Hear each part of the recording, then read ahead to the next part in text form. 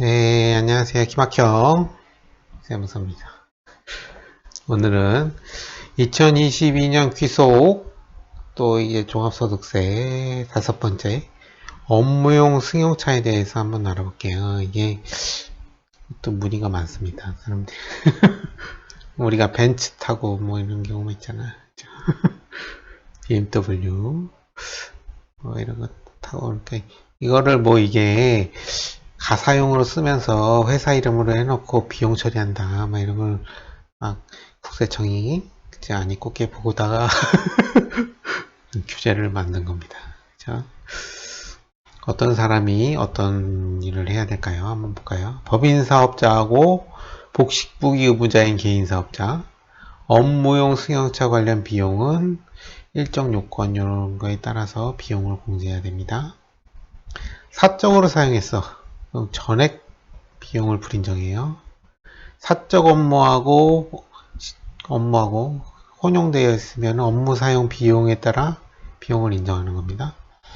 업무 전용 자동차 보험에 가입하여야 되고 운행 기록 부상 주행 거리로 해서 업무용으로 사용한 거리만큼만 비용 인정해라 이런 겁니다. 이거 보세요. 이게 업무용 승용차 운행 기록부입니다. 이거 뭐 몇 킬로 어디 가고 뭐 이런 거 막 부서 누가 타고 이런 거 다 쓰래. 열심히 쓰고 계신가요?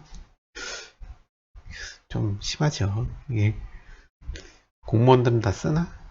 고위 공무원들은 뭐 쓰나요? 안 쓸걸? 안 쓸 것 같은데. 국민들은 써야 되지. 근데 좀 그렇습니다. 이게 뭐 좀 타면 어때?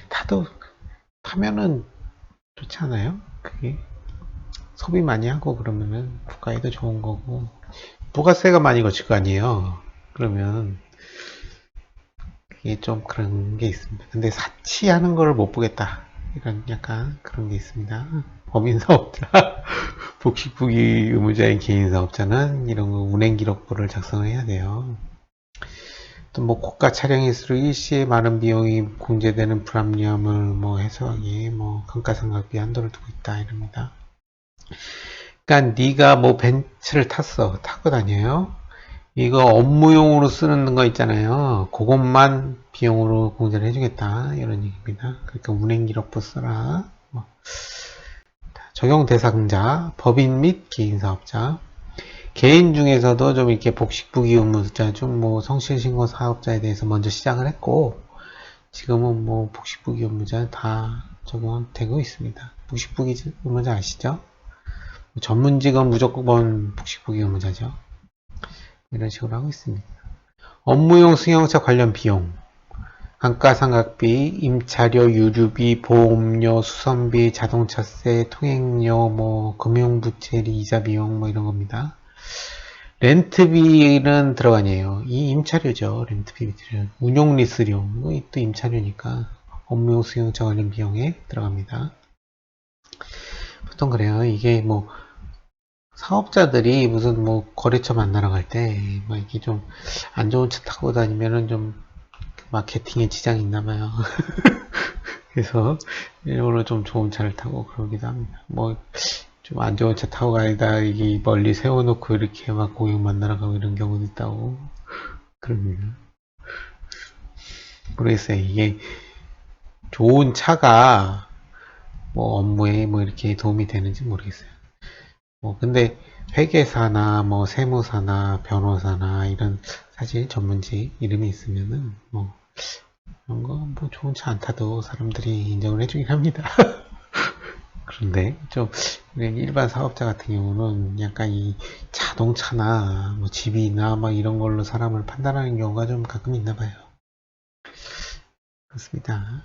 그래서 뭐 이게 마케팅에 도움이 되는 것 같아요. 뭐 된다고 합니다. 저는 잘 모르겠습니다. 그래서 이렇게 일부러 좀 좋은 차 타는 건데 그거를 갖고 이렇게 또 사치한다고 이렇게 규제를 또 하는 거예요. 이게 현실을 모르는 거죠. 잘 이게 국세청에서. 하여튼간 뭐 그 악용하는 사람도 물론 있습니다. 이제 업무 전용 자동차 보험도 가입을 하래요. 이런 뭐 가입이 막 장차 보험이 있다고 합니다.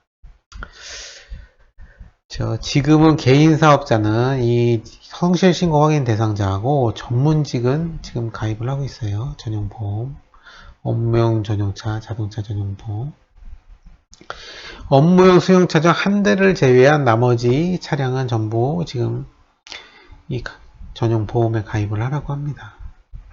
가입 안 하면 업무용 승용차 관련 비용이 50%만 필요경비를 인정을 해주겠다는 겁니다. 내가 좀 2024년 1월 1일부터는 모든 복식부 의무자가 이 보험에 가입을 해야 된다고 해요. 뭐 보험료가 많이 나가는지 잘 모르겠습니다. 보험료 내기 싫으면 이거 업무용 자동차 쓰지 마라. 이거 갖고 막 비용 공제 받지 마라. 이런 뜻이 있는 것 같아요. 그러니까 네가 개인적으로 타는 건데 왜 사업소득으로 놓고 이거 비용 공제 받냐 막 이런 겁니다.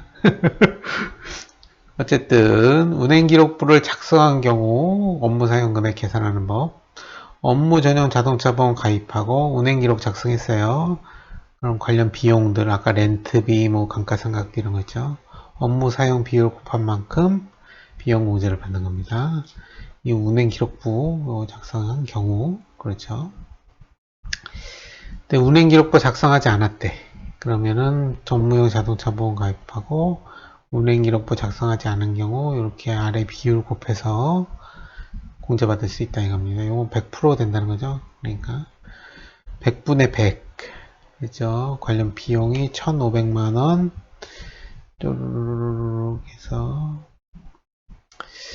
이하인 경우는 그냥 적게 썼으니까 100분의 100 인정해주겠다. 1,500만원 초과해서 쓰는 경우 1,500만원을 업무용 승용차 관련 비용으로 나눈 비율만큼만 공제를 해라 이런 거죠. 부동산 임대업을 주업으로 하는 법인 경우는 150만원이 아닌 500만원을 적용한다. 500만원 나누기 뭐 한 2천만원 썼어요. 그러면은 뭐 한 40%인가요? 25%인가요? 25%만 공제받아야 되는 겁니다. 부동산 임대업은 이게 업무용 승용차 쓸 일이 뭐가 있어? 별로 없으니까 이걸 줄인 거죠. 더 조금만 공제를 받아라 이런 겁니다. 그리고 그 업무용 승용차에 대한 감가상각비 계산.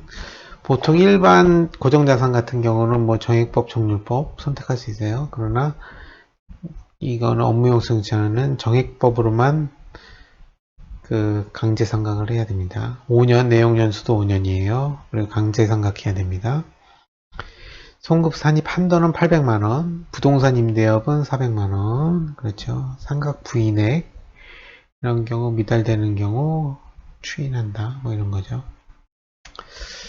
좋습니다. 뭐 이런 거는 뭐, 그죠. 세부 회계나 이런 거 실무 강의 들으면서 하시고. 아, 이게 실무 강의인가요?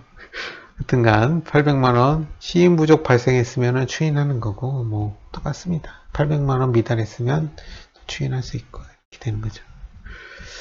업무용 승용차를 매각했대요. 처분해서 매각 손실이 생겼습니다. 그럼 800만원 초과하는 금액은 연간 800만원 한도로 송금 산입하라는 거죠. 한꺼번에 손실 처리하지 말고 800만원까지만 하고 다음 또 800만원까지 하고 이렇게 나눠서 송금으로 넣으라는 겁니다. 필요경비로. 부동산 임대업은 400만원까지만 넣어라 이런 겁니다. 그래서 이런 규제들이 있는 겁니다. 800만 감가상각비 800만원까지만 인정해 주는 거 5년 동안 하는 거 요거 업무용 수용차는 업무 사용 비율만큼만 인정을 해주겠다.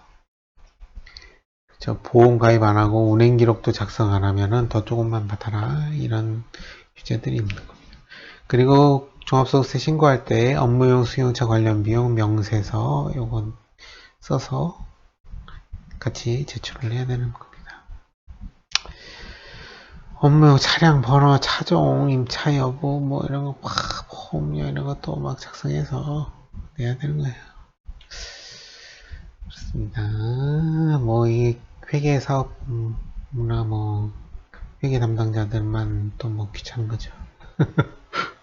그래서 오늘은 여기까지 업무용 승용차에 대해서 좀 자세히 알아봤습니다. 여기까지 할게요. 김학형 세무사였습니다. 구독, 좋아요, 알림 설정 부탁드립니다. 감사합니다.